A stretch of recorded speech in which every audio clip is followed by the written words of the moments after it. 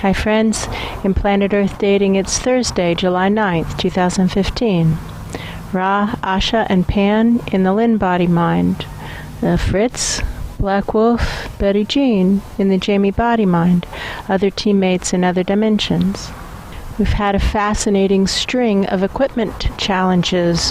We have 2 cameras, 2 transmitters, 2 receivers, multiple microphones, multiple connectors, multiple cables, and the situation continues.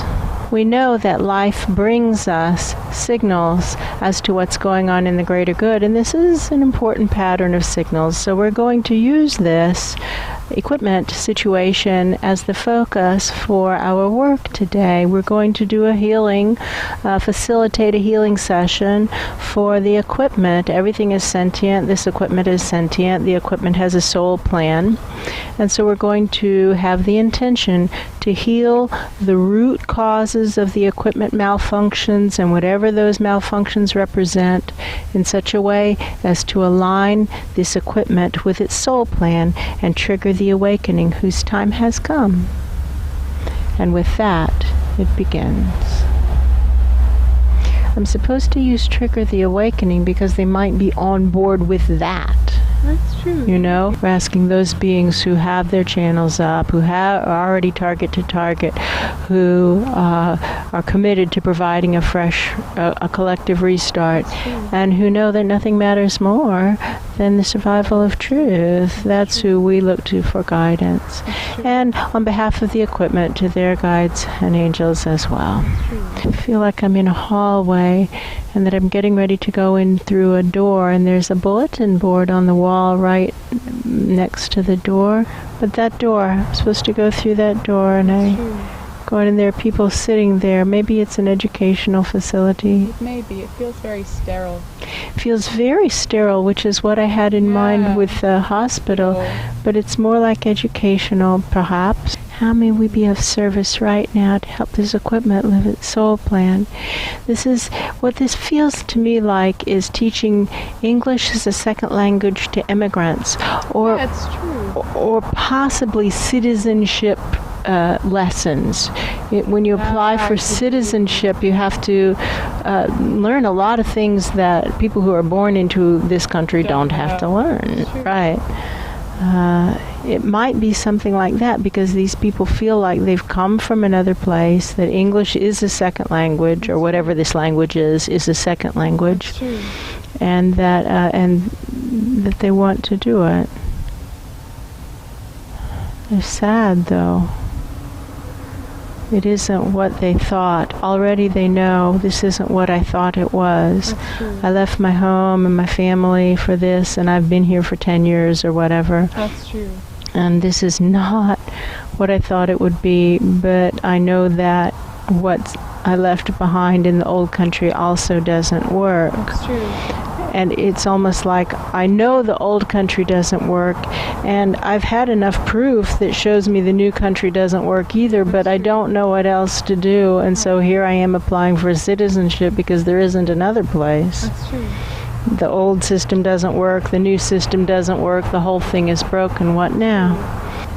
Again, we're still here in the classroom, and whoever is speaking, I seem to be looking out through their eyes, and it's kind of like the get to know you first class. Tell me your names, tell me just briefly what's up with you. Everybody's saying things, and some people have sad stories, and you can tell that they have sad stories. They're just skipping over that part. And everybody has suffered a lot. That's true. And I ask a question that is supposed to be an icebreaker of what are your hopes and dreams for the future, and it turns out to be a question that makes people sadder instead of happier, which wasn't what I intended. That's true. And they just sound so hopeless and despairing, and now some of them are looking really upset. That's true. I'm so sorry, I didn't mean to upset you. I was just trying to make small talk. Trying to kind of saying, what kind of future do I have? That is what they're saying. That is what they're saying. There isn't a future. There isn't a future. And they look very upset, actually, all of them. They all look upset. It's like if I go home, I'm working in horrendous conditions. If I'm working here, I'm working in horrendous conditions and treated like a subhuman. That's true. It's so selfish, so selfish. Everything is just selfish. That's true. Not these people, but the system. Like the system is built with bricks of selfishness. That's true. It's one brick of selfishness and another stuck together with more selfishness paste, and it's just walls of selfishness. They're running through this maze of selfishness and bumping against the walls.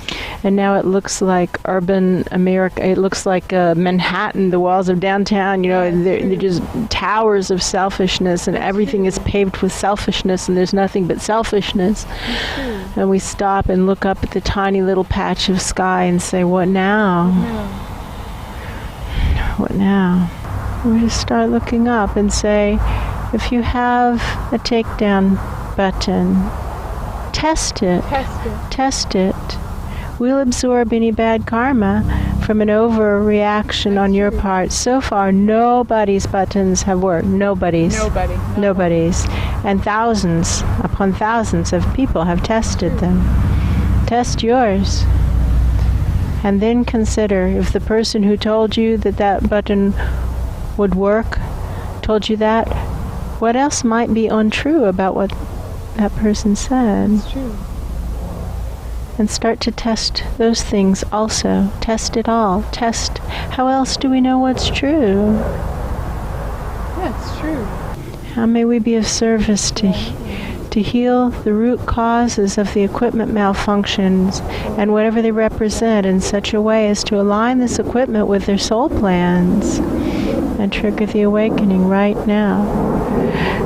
The equipment is so sad. Back I am in that sad classroom, and they're saying it's all broken. It's all broken. They came to something, and that isn't even a possibility. They go to the job board, and those jobs aren't posted, and nothing even remotely similar to them is posted, and all that's posted are selfishnesses. That's true.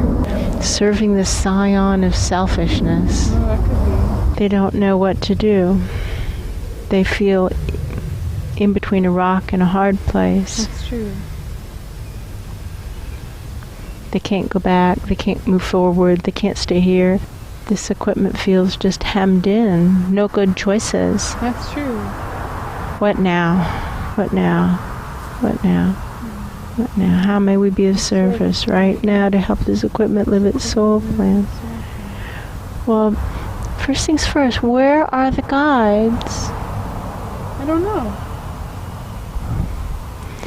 And again, they're saying it's not worth it. Yeah, that's it. It's not worth it. What do you mean? What do you mean it's not worth it? Help us understand. They're saying something like, if what you say is true, then it's not worth it. Are they talking to us? They're looking at us. So my story is they're talking to us. What do you mean, if what we say is true? And now I just feel really angry, and I don't know why. Pan is talking, and Pan is pointing out how he understands how this feels, where he can feel a wrongness. They can feel something's wrong, and they know that what we're saying is different than everyone else, and so it's normal and natural for them to feel that what's wrong must be what we're saying. That's true. And he says he himself had this confusion, and it caused him a lot of pain. And so he's saying to these guides, is that it? Can you feel wrongness? And it's unclear what's wrong, but you can feel that something's wrong. I see nodding. Yeah. And so the assumption is that it must be us that's saying something wrong. Is that it? Yeah. Would you be willing to consider that perhaps what we're saying is correct? It's new and different, but that doesn't make it untrue. Think how it was for poor Copernicus, who had the audacity to suggest that the Earth actually revolved around the sun when everyone knew that it was opposite and the sun revolved around the Earth. Right, that's true. However, Copernicus was correct. Yeah, he's right. Are you willing to consider that perhaps the untruths have come through the channels of the status quo? Because don't you yourselves have soul plans to support this equipment who is in your care? Well, yes, we do. They're feeling like the equipment feels. Oh, that's Where I true. came from is broken, where I thought I was going is broken, everything is broken. That's true. What's the use? What's the use? Oh, passive despair. Yes, we've seen this. We've been through many levels where they're sunk in passive despair. That's true. And here's the thing. It's for us to solve. Waiting for someone else to solve it isn't going to solve the problem. That's true. If someone else were going to have solved it, it would have Solved it by now. been solved by now. Do you see anybody else stepping up to solve this problem? And I feel like fingers pointed at us, but it's like, friends, you can take action for yourself. That's true. Let's start to bifurcate those who know that nothing matters more than the survival of the truth to the center. And we'll bifurcate slowly, but it does have the feeling of opening up a huge chasm. That's true. Kind of like we're standing on a mesa in the center of nothingness. That's true. There isn't anything around us. Now, way out over there might have been the rim of the Grand Canyon way out there, and we're on a mesa in the middle of the canyon, so to speak. That's true. And that we're opening up these chasms slowly enough that people can hop from one side to the other That's true. if they do it now. If they wait too long, that opportunity will be past. That's true. But if they do it now, they can hop. A drop of water just splashed on my leg, and I have no intention of letting the equipment get wet. That's true. I don't know where it came from. It was a pretty big drop. These guides aren't doing anything. No, They aren't. Well, First here's what this shows. We live stream it up, and this shows it's true. You see, these equipment pieces have souls, and their souls are here in the physical. They're trapped in the physical without higher dimension support. We're just live streaming this up. This proves the point. Souls trapped in the physical without higher dimension support. That's true. All right.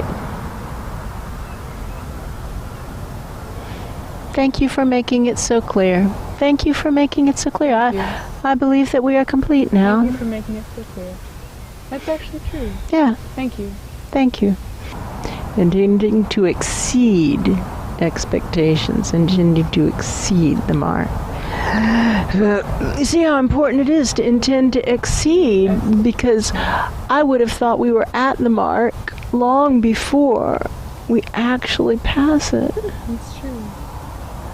When we intend to exceed, we get there. When we don't intend to exceed, we think we get there, but we aren't. We're just hooked onto a mirage. It's true.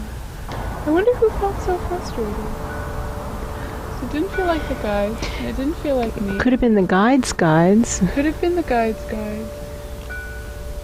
It felt like the guides were saying, "What are you doing? Get up and do it."